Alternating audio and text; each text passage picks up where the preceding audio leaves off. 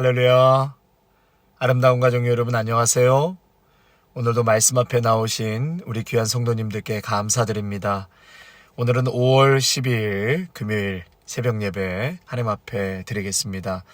말씀은 사무엘하 17장 1절에서 14절입니다. 사무엘하 17장 1절에서 14절입니다. 아히도벨이 또 압살롬에게 이르되 이제 내가 사람 12,000명을 택하게 하소서.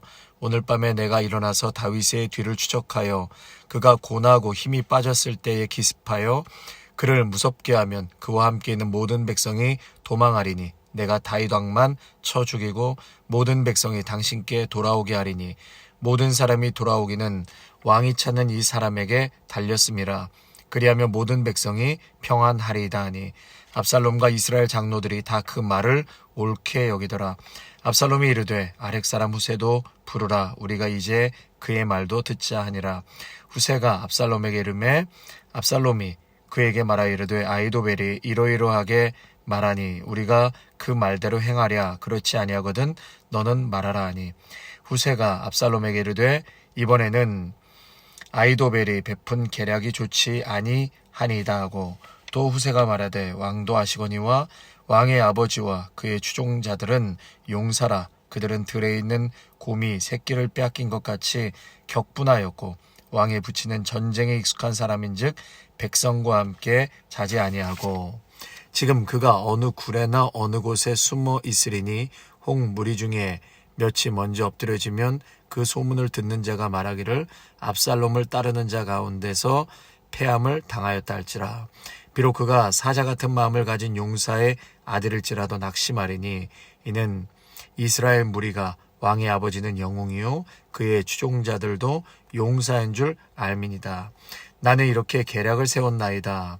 온 이스라엘을 단부터 부엘세바까지 바닷가에 많은 모래같이 당신께로 모으고 친히 전장에 나가시고 우리가 그 만날 만한 곳에서 그를 기습하기를 이슬이 땅에 내림같이 우리가 그 위에 덮여 그와 그 함께 있는 모든 사람을 하나도 남겨두지 아니할 것이요 또 만일 그가 어느 성에 들었으면 온 이스라엘의 밧줄을 가져다가 그 성을 강으로 끌어들여서 그곳에 작은 돌 하나도 보이지 아니하게 할 것이니이다 하매 압살롬과 온 이스라엘 사람들이 이르되 아렉 사람 후세의 계략은 아히도벨의 계략보다 낫다 하니 이는 여호와께서 압살롬에게 화를 내리려 하사 아히도벨의 좋은 계략을 물리치라고 명령하셨음이더라.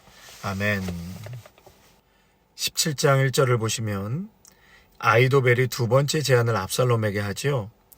단순하면서도 신속한 전략을 제안합니다.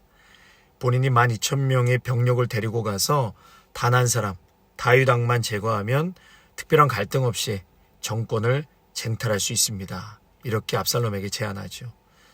사실 이 전략이요 백성들 간의 유혈 충돌을 막고 조용히 다윗 하나만 제거하면 이스라엘을 평정할 수 있는 아주 유능한 전략이라고 할 수 있겠습니다.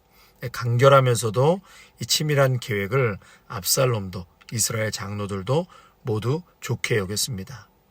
그런데 오늘 5절에 가서 보면은요 아주 결정적인 아주 중요한 고백을 압살롬이 합니다. 5절에 압살롬이 이르되 아렉 사람 후세도 부르라. 우리가 이제 그의 말도 듣지 아니라. 아주 중요한 결정타라고 할 수 있습니다. 아히도벨의 말만 듣고 압살롬이 움직였다면 다윗을 죽이고 그냥 정권을 쟁탈할 수 있었을 텐데 하필이면 압살롬이 후세의 말을 한번 들어보자라고 제안한 이것이 결국 자기 무덤을 판 것이고 하나님의 심판이 임하는 결정적인 제안이라고 할 수 있습니다. 그래서 성도 여러분, 이 겉으로 볼 때는 사람이 결정을 내리는 것 같지만 그 배후에서 하나님이 역사하고 계십니다. 아무리 뛰어난 전략을 아히도벨이 제안해도 하나님이 압살롬의 마음을 움직여 듣지 않게 하시면 그만이지요. 그래서 5절이 결국은 14절을 성취하시기 위한 하나님의 역사였던 것입니다. 14절 좀 이해를 돕기 위해서 제가 우리말 성경으로 읽겠습니다. 14절입니다. 압살롬과 모든 이스라엘 사람들이 말했습니다. 아렉 사람 후세의 계획이 아히도벨의 것보다 낫습니다. 이렇게 된 것은 여호와께서 압살롬에게 재앙을 주시려고 아히도벨의 좋은 계획을 좌절시키셨기 때문이었습니다. 네, 그 좋은 계획을 하나님께서 압살롬에게 수락하지 않은 것은 재앙을 주시기 위해서 하나님의 섭리가 5절에 나와 있다라는 것을 말하고 있는 것이죠. 다윗이 15장 32절에서 아히도벨의 모략이 패배하기를 기도하였습니다. 그리고 14절에 와서 다윗의 기도가 응답되었죠. 이 기도의 응답을 누구를 통해서 이루시죠? 후세를 통해서 이루십니다. 아히도벨의 패배를 확실하게 한 사람도 후세였죠. 다윗의 기도와 그 기도에 대한 응답을 극적으로 놓고 볼 때 후세는 다윗의 대리인 그 이상이었습니다. 또한 하나님의 대리인으로서 기도가 응답되게 한 사람이 후세였죠. 그러나 정작 본인도 다윗도 배후에서 하나님께서 나를 통해서 일하시고 역사하신다는 것을 전혀 감을 잡을 수가 없었던 것이죠. 성도 여러분, 이렇듯 우리가 기도할 때 우리가 알지 못하는 사이에 하나님께서는 사람의 마음을 움직여서 하나님의 일에 동역할 수 있도록 그렇게 사용하시는 것이죠. 본인도 모르고 상대방도 잘 모르게끔 하나님께서 그렇게 마음을 바꾸셔서 일하실 때가 많습니다. 여러분, 그래서 우리가 기도하면 하나님께서는 그 사람의 마음을 움직여 주세요. 눈에 보이지 않는 것까지도 하나님의 신경 쓰시나 하지만 우리가 기도하면 성령께서 그 심령까지 바꿔주십니다. 상대방을 기도해서 이용하라는 것이 아니라 하나님의 선한 길로 인도할 때 우리의 의지대로 안 되잖아요. 교회에 나오세요 하고 하면 나오시나요? 예수님 믿으라고 하면 그 자리에서 예수님 믿나요? 말씀대로 살자고 동역하자고 아무리 얘기해도 사람의 말과 설득으로는 안 되지 않습니까? 결국 우리가 기도하고 성령님께서 역사하여 주실 때 돌같은 마음도 깨주시고 예수님 영접할 수 있는 마음으로 변화시켜 주십니다. 깨어지고 무너진 마음도 일으켜 세워주십니다. 하나님의 공의를 나타내시고자 지금 하나님께서 심판하시고자 압살롬의 마음을 바꾸십니다. 최근에 이 전두환 대통령 손자가 과거의 할아버지의 과오를 인정하고 이 광주에 내려가서 5.18 민주화 항쟁 때 희생한 가족들을 찾아다니며 사죄하는 모습을 보았습니다. 또한 남은 추징금 980억을 사회에 헌납하지 않은 것에 대해서 우리 할아버지 할머니 아직도 돈 많이 가지고 있다.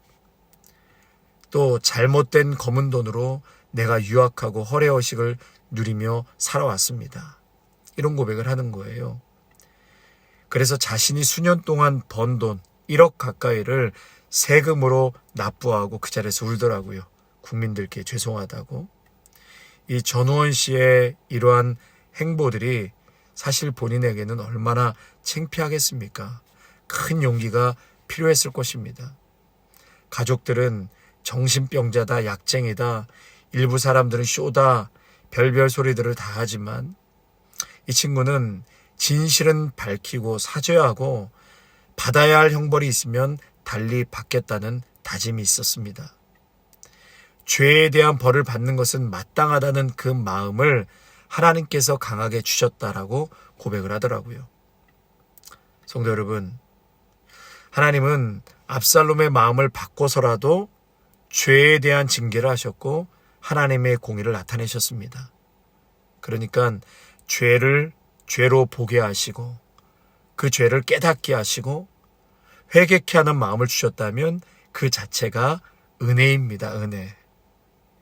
그러나 죄를 죄로 보지 못하고 깨닫지 못하고 또 마음에 아무런 가책도 없고 회개의 마음도 없다는 것 그 자체가 하나님의 징계인 것이죠.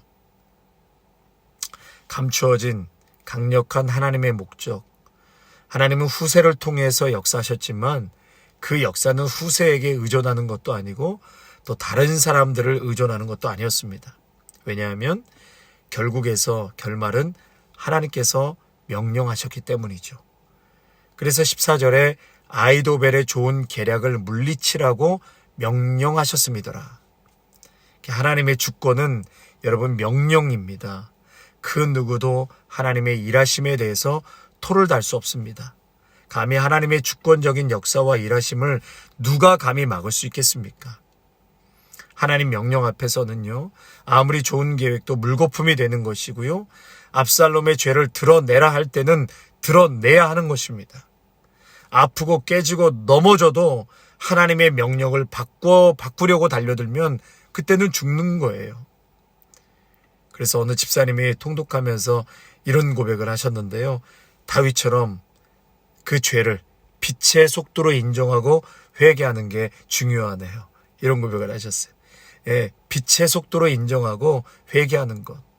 그래서 여러분, 내 죄를 보고 깨닫고 회개하는 것은 참으로 중요한 것이고, 오늘도 하나님께서는 그 마음을 깨닫게 하시기 위해서 선한 것도 패하시고 그가 회개하게끔 그렇게 결정할 수 있도록 명령하셨다고 말씀하고 계십니다. 아이도벨의 이렇게 좋은 계획도 패하게 하심으로 이제 다윗의 간구에 완벽하게 응답하시는 하나님을 보게 되는데요. 하나님은 오늘도 악인들의 계획을 무너뜨리고 악한 꾀를 철저하게 거절하십니다. 하나님의 의로운 길을 선택하는 자들의 기도에 응답하시기 위해서 악인들의 계획을 무너뜨리고 악한 꾀를 철저히 거절하십니다. 성도 여러분, 그러므로 기도하십시오.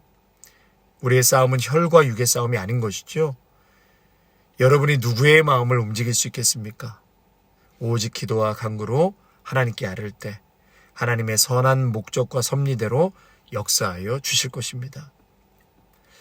자, 그럼 하나님의 지혜를 힘입은 후세의 책략은 과연 무엇이었을까? 이제 압살롬에게 이렇게 제시하죠.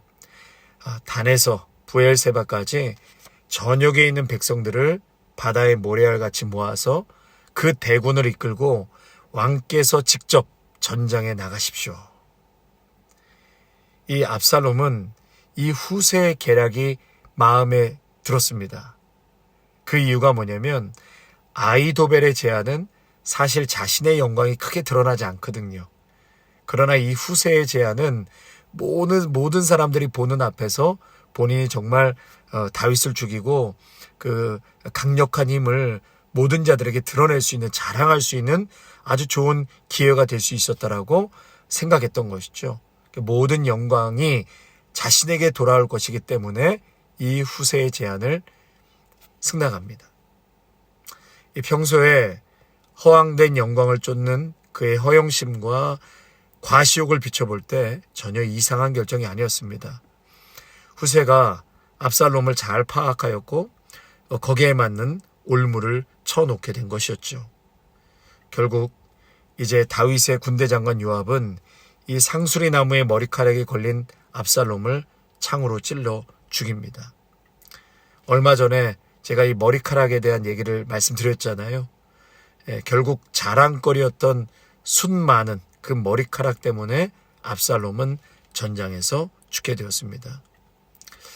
성도 여러분, 저는 한편으로는 이 압살롬이 좀 불쌍하기도 하고요, 안타까운 마음이 많이 들었습니다.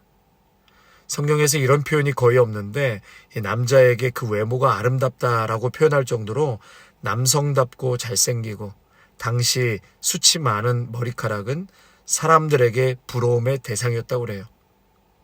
그렇게 잘생기고 멋진 외모로 백성들의 마음을 훔쳐서 아버지를 대적하고 또 아이도벨이 그 한 사람만 죽이면 됩니다라고 할 때 결국 다윗이잖아요.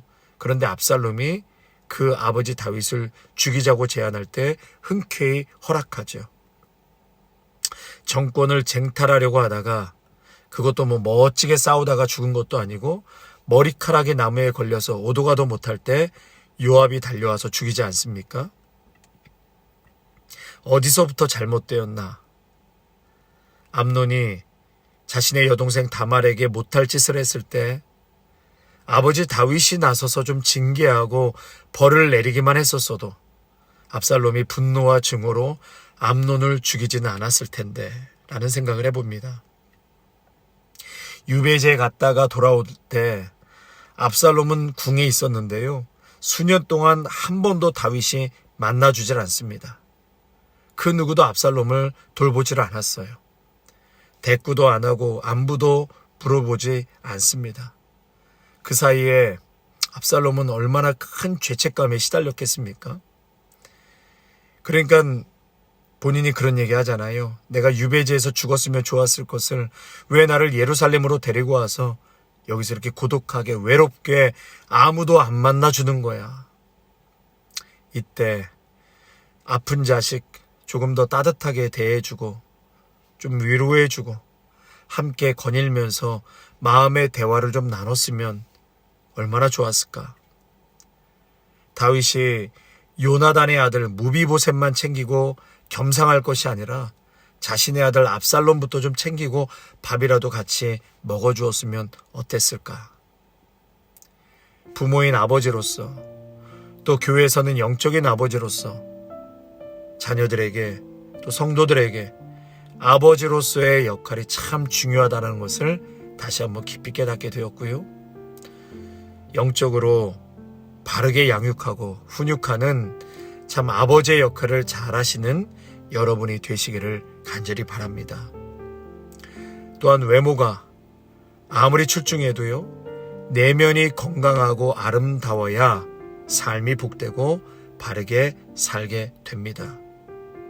성도 여러분, 내면이 건강하면 얼굴에도 빛이 납니다. 꼭 잘생기고 예뻐야 예쁜 것이 아니죠. 늘 하나님을 경외하고 주신 말씀에 순종하려고 노력하고 마음의 상처와 아픔도 믿음 안에서 잘 처리하고 영육간에 건강한 아름다운 성도님들이 되시기를 주님의 이름으로 축원합니다. 아멘. 하나님 아버지, 오늘 귀한 말씀을 통해서 겉으로 볼 때는 사람이 결정을 내리는 것 같지만 배후에서 하나님이 역사하신다는 것을 보게 되었습니다. 아버지 하나님, 압살롬의 이 결정, 결국은 하나님의 공의를 드러내고 또한 너의 죄된 것을 죄라고 드러내시기 위한, 그래서 좋은 계략도 폐하시고 압살롬이 그것을 결정하게끔 하나님께서 명령하셨다는 이 엄중한 경고의 말씀 앞에 오늘도 우리가 깨어있게 하여 주시옵소서. 죄를 죄로 보게 하시고 그것을 시인하게 하시고 하나님 앞에 회개하며 나아가는 자는 참으로 은혜를 받은 자요 복된 자인 줄로 믿지만, 그러나 그것을 깨닫지 못하고 죄로 인정하지 못하고 고백하지 못하는 그 자체가 바로 징계라는 것을 오늘 깨닫고 압살롬처럼 그러한 우를 범하는 우리가 되지 않게 하여 주시옵소서. 아버지, 한편으로는 압살롬의 이 삶이 참으로 측은하기도 하고 참 안타까운 모습을 보게 됩니다. 가정의 아버지로서 또 영적인 아버지로서 마땅히 해야 될 것, 또 훈계와 훈육과 사랑을 베푸는데 하나님 부족함이 없는 아버지로, 또 영적인 아버지로 세워 주시옵소서. 또한 우리의 내면을 우리의 외면보다 더 집중하게 하시고 아름답게 가꾸어서 정말 우리의 속사람이 강건하고 더 강한 그러한 사람들로 저희들을 아름답게 빚어주시기를 간절히 소망하며 우리 주 예수 그리스도의 이름으로 기도하옵나이다. 아멘.